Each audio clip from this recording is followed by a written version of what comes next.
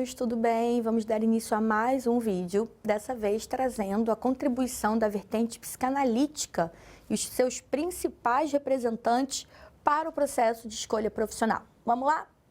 Bem, quando a gente entende que é preciso trazer para a orientação profissional algumas abordagens em psicologia, a psicanálise talvez seja uma das mais valiosas, porque a psicanálise, diferente das outras vertentes, ela vai trazer como objeto de estudo o inconsciente, inclusive as fantasias inconscientes que nos modelam, né, que nos moldam, as influências, né, experiências com a família, as nossas relações objetais, né, com aquela que cuida, né, com o cuidador. Então, a psicanálise talvez tenha um instrumental, um referencial teórico muito valioso para ajudar esse indivíduo a se estranhar, a se colocar em análise, especialmente colocando a lupa no inconsciente. E como esse inconsciente fala, transborda, né? Então, pensando na vertente psicanalítica, especialmente a vertente do Freud, a gente poderia destacar alguns conceitos básicos que devem estar dentro do setting de uma orientação profissional. Acho que o primeiro, mais importante, é a escuta, né? A capacidade dessa escuta clínica está em cena, que o Freud vai chamar, inclusive, de uma escuta que exige uma atenção flutuante, suspensa. Então, deixar esse indivíduo falar e transbordar quem ele é.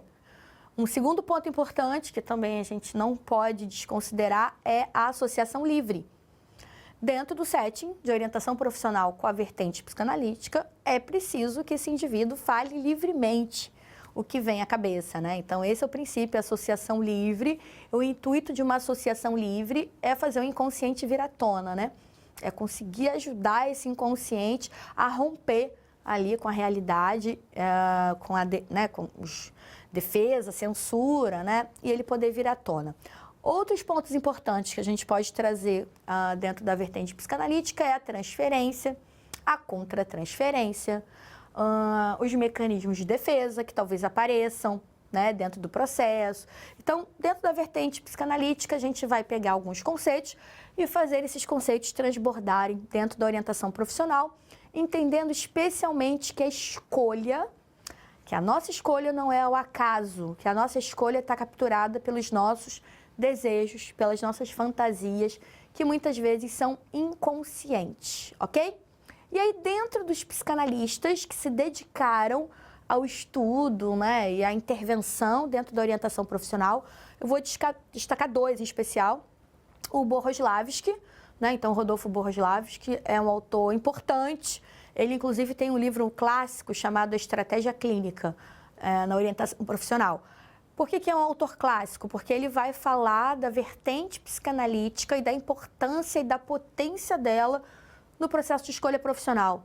Então, ele vai dizer que é preciso fazer falar, né, e deixar esse indivíduo se constituir. Então, ele está capturado pela vertente psicanalítica, mas fomentando ali os desejos, o processo de escolha, sempre fomentando o autoconhecimento, né? O Bohoslavsky, no livro, ele usa muitas técnicas, por exemplo, projetivas, né, de fazer falar. Então, a psicanálise não seria uma vertente de dar respostas, né, mas de fazer falar. Às vezes a gente cai na armadilha por conta, né, da interpretação, a gente fala muito da interpretação, né, freudiana, Freud explica, né, a gente usa essa expressão, mas na verdade o Freud, ele é um indagador, né, ele não é um explicador, ele indaga a demanda que o outro traz. E é isso que o Bohoslavsky vai provocar dentro da orientação profissional com essa estratégia clínica psicanalítica, né? Então, é um autor muito importante. Outra autora importante é Annie Rowe. E a Annie Rowe, ela vai, embora ela não seja de base essencialmente psicanalítica, ela tem uma vertente muito capturada pela base pirâmide, né, das necessidades especiais, das necessidades básicas, a base da pirâmide, não sei se lembram de Maslow. A Annie, ela está muito capturada por essa premissa, mas ela vai trazer algo importante para a psicanálise, que são os desejos, as emoções, as experiências emocionais, as primeiras relações objetais, a relação mãe-bebê, né, ou a relação daquele bebê com aquela pessoa que cuida. Então, entender essas primeiras vivências emocionais e o quanto o nosso comportamento vai sendo também modelado por essas vivências, as experiências, né? Tudo isso vai contribuindo para o processo de escolha profissional. Então, essa autora também é trazida ao debate quando a gente pensa a psicanálise dentro do processo de orientação profissional.